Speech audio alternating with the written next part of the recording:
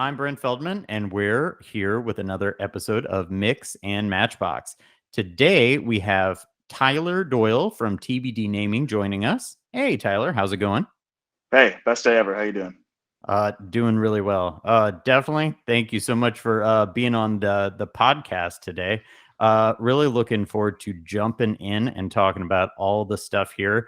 I've known you for a little bit, and know that you are a naming person. I would apply guru or something like that to it, but I'm sure that that's probably not something you're asking for. But at the same time, I know you do naming, and I have lots of questions for you. So, are you ready to jump in? Yeah, let's jump in. I think the noun that I go with is consultant. I think guru is hard to live up to.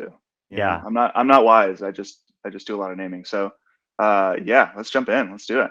awesome. Well, cool. As naming is kind of, it's an interesting, thing to do for people to apply names to things, brands, products, all that sort of stuff. What did you do in school that actually, kind of brought you to this career? Yeah, I did just about everything in school. I Before I went to college, I knew I wanted to play French horn for a living, which was insane. And then right before I went to college, I was like, no, I don't want to do that. That's insane. Playing dead white guy music for the rest of my life doesn't feel like a good career choice. And so when I went to school, I had no idea what I was going to do. And I tried a bunch of different majors. I think I declared 7 different times. And so at the end of my junior year, I enrolled in an English class after trying really hard never to do that. And so I did the entire creative writing major in basically a year and a third, and graduated with a creative writing degree, because clearly that was a better career choice uh, than music. I think it was the only thing that I was really cut out to do. Honestly, is the reason I ended up doing it. There, it was the only part of school that didn't feel like school. So I lucked out there for sure. That's awesome. Well, and as far as like in doing this for like a living, it's Mhm. funny. I just recently read this book, The Practice, by Seth Godin, and it's about shipping creative work.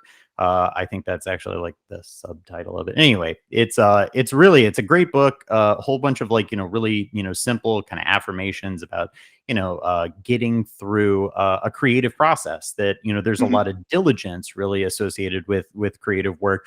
It's not necessarily some sort of epiphany that always happens. It's really something that you have to kind of work at. So do you think that's true, and do you have a method about doing your work? Yeah, for sure. I think the eureka moment is probably the most pervasive story that people have in their own heads about how naming works. Right? You go and you go and you go until you find the one, and that's happened in the hundreds of naming projects that I've done. It's happened once. So it's yeah, I think it's possible and it can happen. It happens if it's one person, right? As soon as there are two people, you can't share a eureka moment. And it happens if you have a really clear idea of what you're up to and what you're naming.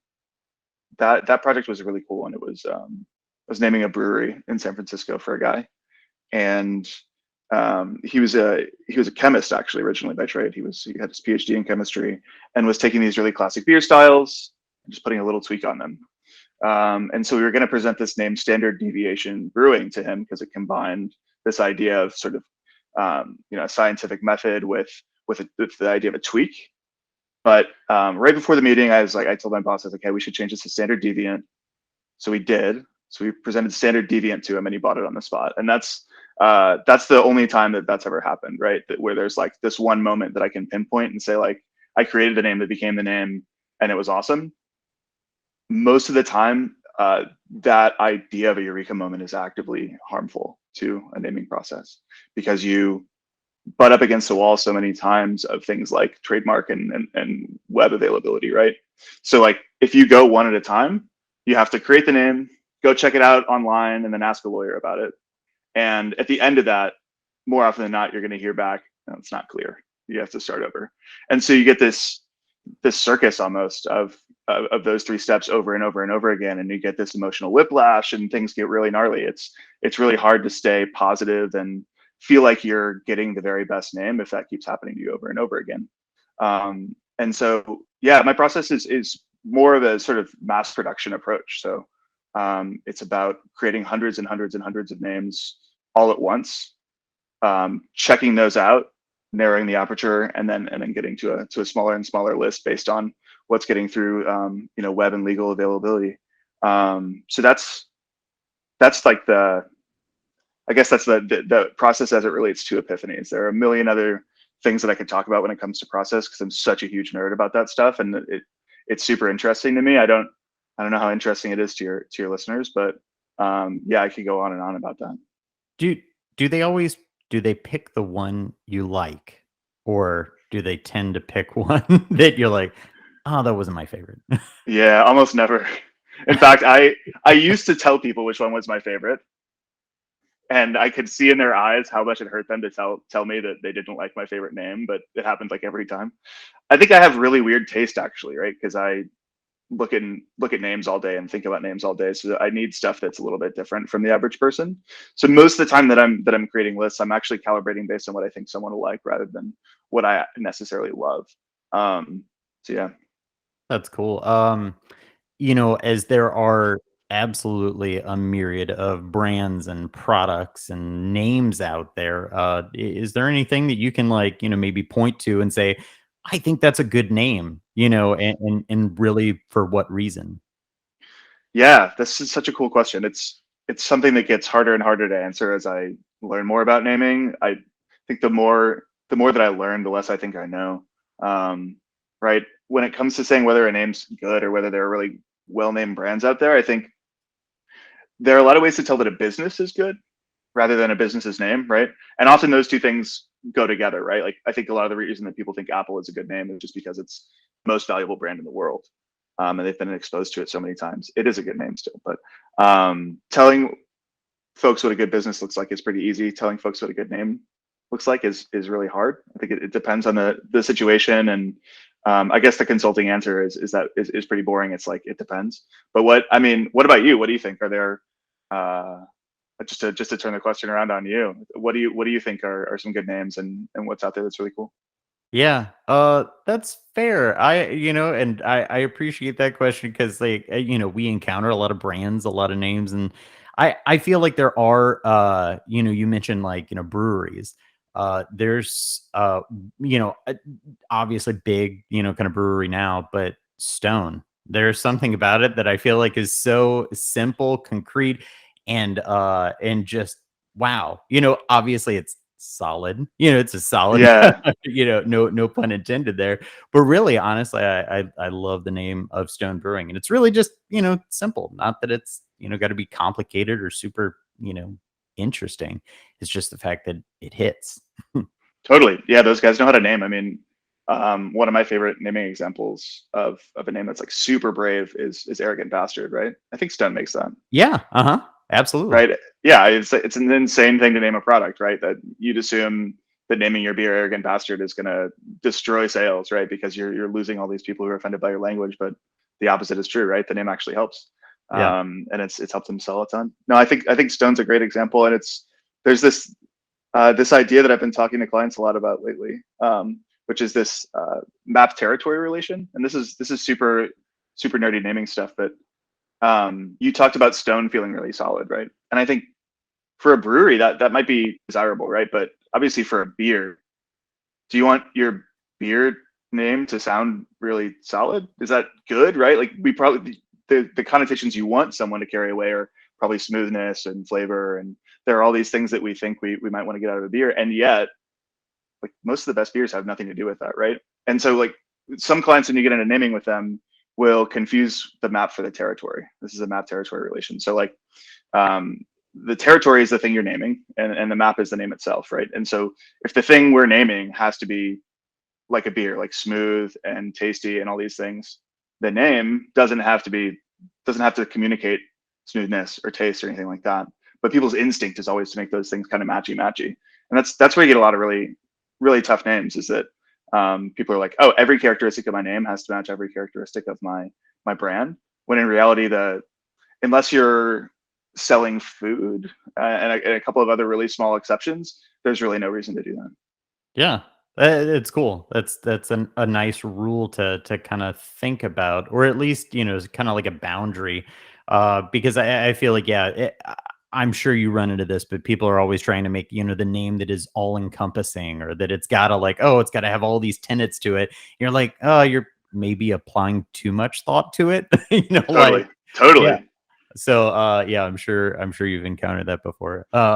So this is very interesting work to potentially find as like, people aren't naming things every day. I mean, like, well, I guess they are in a certain sense. Some are named after literally just people, family names, or, whatever that may be. But like, how do you find your work? Like, is this something that you're actively out there, kind of, or do people find you because of, who you are and what you've done before? Yeah, this is probably the closest thing that I'll do to marketing, right?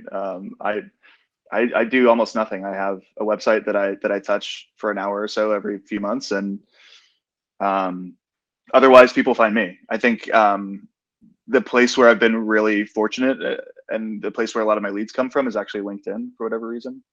I think a lot of people who have a great pipeline, have control over one platform or another, and for whatever reason, LinkedIn seems to have been mine. Um, so that's really great. You type in naming, and I think I'm one of the first people who pops up now, which is awesome. I mean, all about the value of search and being findable. But yeah, no, it's all recommendation based, and it's something that made business pretty terrifying at the beginning, because without doing marketing and not having anyone to really recommend you, right? When I set it on my own, I would I would go weeks without hearing from anyone, months sometimes even. It's super terrifying. But I just try to do the best work I possibly can for everyone who comes through my door, and I try to have people leave happy. And when that happens, they tend to recommend you, and I've been lucky to keep getting steadily busier and busier over time, to finally get to a point where I can start saying no to people. Is nice for me sometimes, but still really hard for sure. Yeah, no, and that's great. It's great that you've been able to, have this success and the notoriety. And that does actually lead into the next question, pretty well, which is, is obviously you're doing this on your own, and certainly, helping people with naming, but who are some other companies, agencies that are within this space, that are kind of your peers, or obviously the big players in this game. So and why are they potentially revered too? Yeah, yeah. This is such a cool question. The lay of the naming land is pretty interesting to me. I mean, there are dozens of us. There are so many so many of us out there naming. Um, the big brand to know about, and the one that a lot of people think of when they think of naming, is Lexicon. They're not huge. I think they have between a dozen and 2 dozen employees. Their office is right on the water in Sausalito, California, on the north side of the Golden Gate Bridge. It's such a cool place. And their founder, David Plajik, has been around. Classic. I always forget how to say his name, but he's been around for so long. So that's part of why he's the incumbent. I think, is that he's been calling himself a naming person, and doing naming alone for a while. But also, there was this 2011 New Yorker article on Lexicon and how it is that they go about creating names. Like, what's really really cool about them is that they focused on naming alone, rather than things like naming architecture or naming systems. And so the creative tends to be really really great. They've created names like BlackBerry and Pentium and Swiffer, and one of my most recent favorites, Impossible Foods, which I think is just such a cool name. And yeah, I think they're able to do that because of the focus on creative, and those other kinds of projects like naming architecture and brand strategy and things around naming are something that brand consultancies do. So that's like, I would call these people kind of like the second tier of naming. These are the people who service a lot of the Fortune 500. They're places like Lippincott, Wolf Ollens, Siegel and Gale, Interbrand, Landor. For all of them, like, naming is just one thing on a long list of things that they do, which usually extends to like design and innovation and other brand strategy stuff. it's such an interesting landscape right now from a business perspective. Like we could totally talk about the intersection of business consulting, digital consulting, and branding consulting, and how those things are all sort of morphing into each other and out of each other right now. But yeah, those are the names to know, I think, in terms of big brand consultancies. And then you have smaller shops, right? Once you start getting into groups of like 3 or 4 people that are just focused on naming, or maybe 5 or 6, there's the place that I started out, 100 Monkeys, who are just awesome. They have such a particular aesthetic that they're really committed to. The guy who runs the shop there, and the guy who I'd consider to be my mentor in naming, Eli Altman, has really strong preferences and really solid taste when it comes to names. So like I was talking earlier about how I sometimes calibrate the names that I present to the client that I'm showing, and I think that's something they do a lot less of than other places do. And as a result, the names that come out of there are super cool. You should definitely check out their website and see some of the work that they've been up to lately. But 100 Monkeys is a great small one. And what's crazy is right in that little corner of South Berkeley, near where the 100 Monkeys office is in California, there are like, I think 5 or 6 naming shops, like naming only shops within like 4 blocks. Wow. Yeah. It's nuts there. I don't know what's in the water that makes everyone go there, but it was an incredible place to work. And I think probably tech is the reason that there's such a hub there. But someday I can imagine that if I ever grow this thing beyond just me, we might have to get a lease on a building out in South Berkeley. Yeah, you gotta go back, Right. from where it all started. I have to say that, just in response to that name of the naming agency being Lexicon, Yeah. beautiful. Just Yeah. yeah, Baller. Yeah. yeah, yeah, totally. Couldn't Yeah. have picked a better one. Yeah. It's a great example of the kind of name that you can get if you're early, right? Like I think Impossible Foods is another thing where these sort of like meat analog products, like everyone who comes after them is going to be wishing that they could have been Impossible Foods, and a lot of the names are going to be sort of copycat names of that. But yeah, the ability to like be one metaphorical leap away from the thing that you do is awesome, and it's really only possible if you're early, or if you're like me in a very small industry, right? Like TBD is pretty related to naming, and if there were 1,000 people who did naming, someone would have already taken it for sure. Yeah. Huh. You touched on Impossible Foods, and obviously, they have been, probably the biggest standout brand wise in terms of, the meat analog companies that, Yeah. that are out there. And, how much, of maybe a brand success, do you think is even attributed to a name? I know that's loaded, but, Yeah. No, it's a huge question, right? Like, does name actually matter? Is something I hear a lot from folks. And um, the answer that I give is that it really doesn't for 99% of the time, until it really does. And most of the time when names matter, it's because they're hurting the business, not because they're measurably helping. It's really, you can't like create 2 companies and A/B test this, right? You can't have 2 identical companies doing the same motions in the same industry with 2 different names. So it's really hard to know how much naming has to do with success unless it's holding you back. Mhm. And that's where clients get in trouble. That's unfortunately where probably half of my work comes from. And it's usually folks who name descriptively. So they name their business for what it is or does. And then they either, in the best case scenario, outgrow that description. And so their name is only talking about a little part of what they do. Or they just pivot completely. And then, yeah, they're named after something they aren't. Like I saw a really great yoga studio on a trip to Portland recently that was named after the street that it was on, but it was like, I don't know, it was like Folsom Street Yoga or something like that, but it was not on that street anymore. And they had a sign explaining why their name was wrong. It was pretty great. Yeah. I do that. I'm glad they added the context to it, because sometimes that really does get me. I'm like, wait, you're not here. You're not in that area or that city. Something that's like named after a township that they were previously in. But Yep. that's really interesting. As you kind of talk about, like, yeah, the success, or or something that might be hurting you about having a certain name.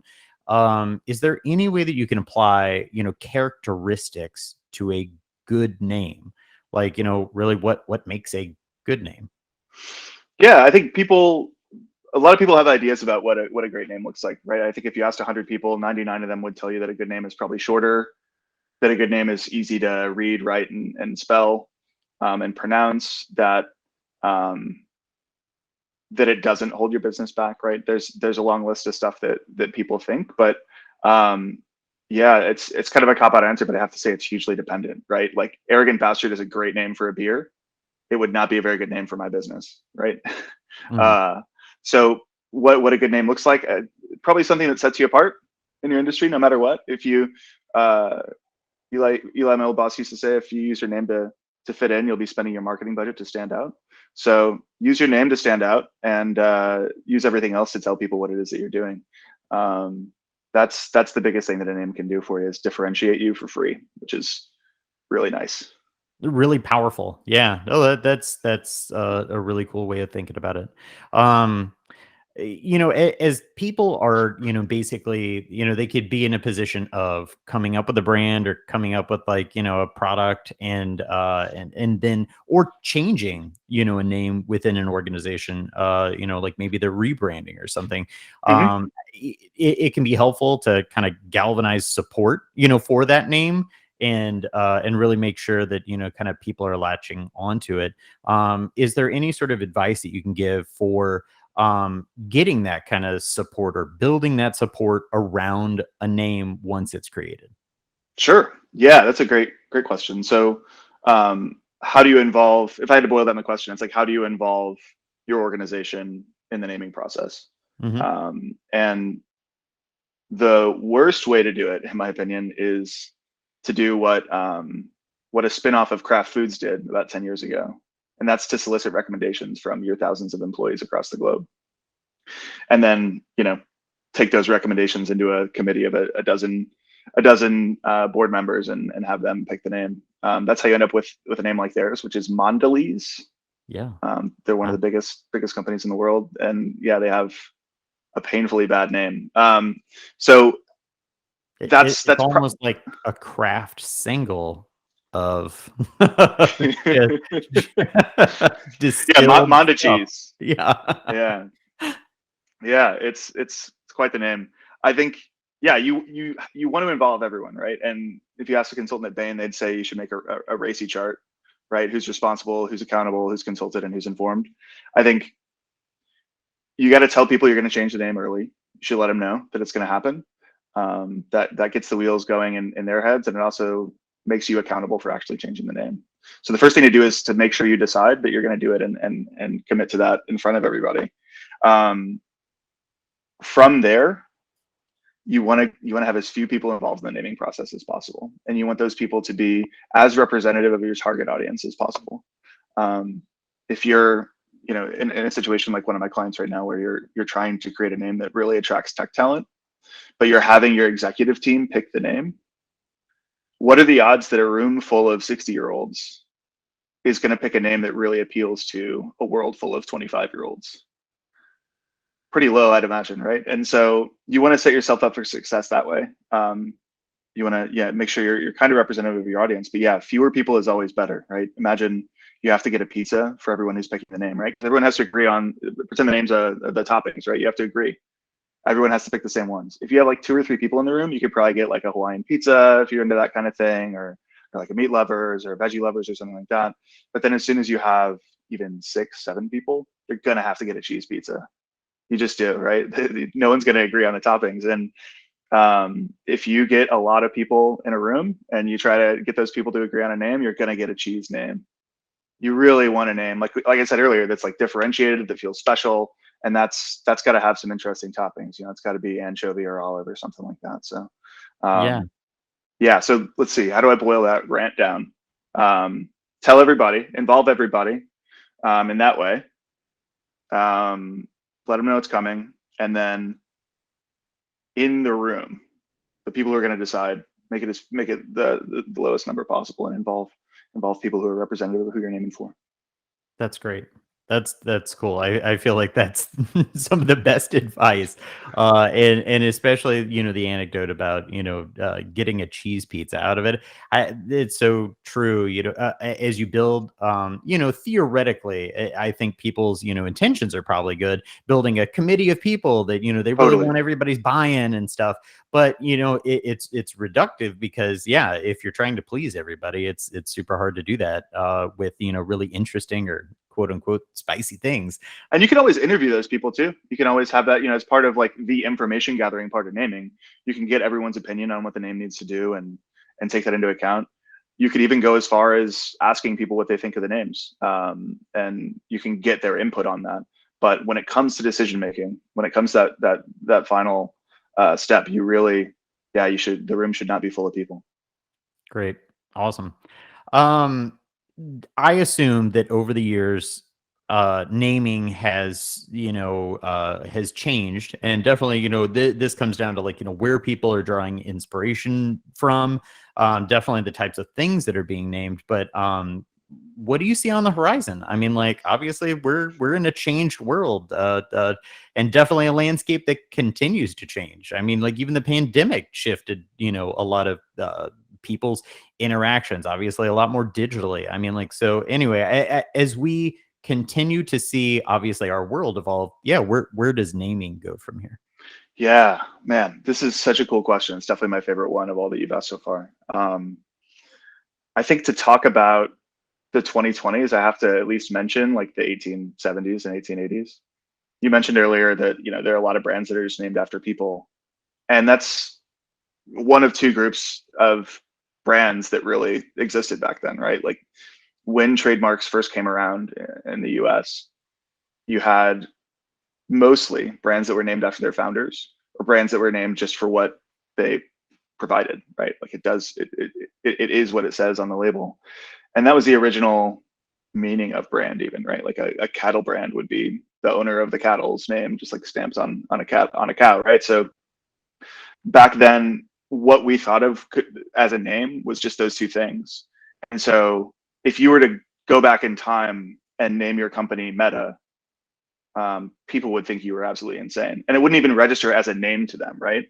And so like the idea of what a name can even be or look like has evolved so much over time, so that by the 2010s we get things like blankly, like Calendly, and every other startup that ended in .ly because it was an available URL. Um, and you start to see trends like that where it's like, okay, once one person does it, it registers as a name for folks, and then you kind of have permission to go and create names that are like that, or like they're the super simple Silicon Valley names of last decade too, right? Like Box, and Square, right? These really iconic shapes. Those names are pretty much gone now too, because it was recognized as a trend and the availability of them fell. And so we're over that mountain now. I think, man, the thing that really excites me about naming in this decade is names that are like impossible foods, that are using an adjective in front of their noun. So impossible foods is great because if you want to expand beyond foods, you just drop the foods and you have impossible blank. You could have impossible cars, although that's probably not going to happen. And that's the way, like the Patent and Trademark Office actually treats trademarks. Every trademark for them is an adjective. So you don't buy. You're not actually supposed to be buying Kleenex. You're supposed to be buying a Kleenex tissue. I have clients all the time who are like, "Oh, we want to be like Kleenex. We want our name to be synonymous with our product." And I'm like, "Well, if the USPTO finds that out, then you won't have a trademark anymore, so you might be in trouble."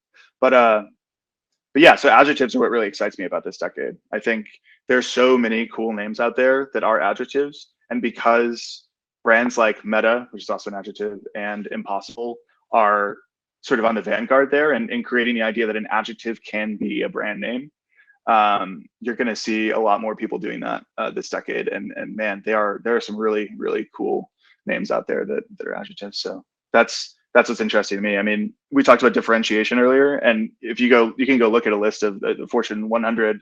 If you're a huge nerd, maybe Fortune 500, and you won't find any brands that are straight up adjectives at all, right? There's some that are that have adjectives in their name, like Best Buy or American Express or General Dynamics, but they're not just the adjective. And I think if brands really want to automatically differentiate as they grow, that's such a cool way to do it.